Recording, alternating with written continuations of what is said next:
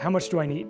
One of the big parts of how we structure our consultation, whether it's virtual or otherwise, is to assess how much Botox do you actually need.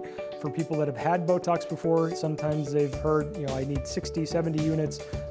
For most patients, I would say the average is 40 units.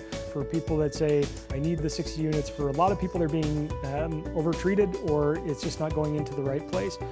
So I'm gonna have you raise, lower your eyebrows, squint your eyes, and that's how I assess where exactly it is that we're gonna put the Botox.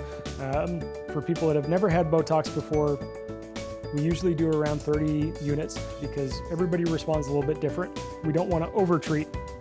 Some patients, when you do a very little bit of Botox, it will completely remove some of their facial expression, and that's what most people want to avoid. What if I have an asymmetry? It's not uncommon when patients raise and lower their eyebrows, squint their eyes, is there's a little asymmetry between one side and the other.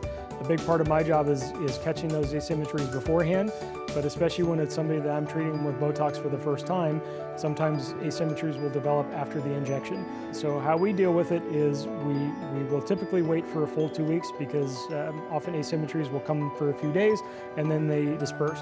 And often that's just because the Botox takes a few days to actually work.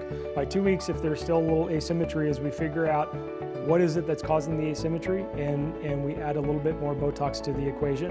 The good part about doing it with the same provider over a period of time is you get to know where Botox works best in somebody, so we can prevent those things from happening. It's fewer than 10% of people is that we ever actually have to re-inject them. I would say closer to 1%. What if I don't have enough the first time around? When somebody is being treated with us the first time, we're gonna have a discussion. We're gonna inject on the low side of what your potential need is. Everybody responds to Botox a little bit different.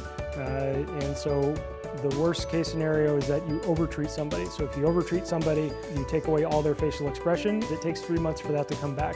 So we're gonna cheat on the low side, and if we need to add to the Botox equation, then that's exactly what we're gonna do.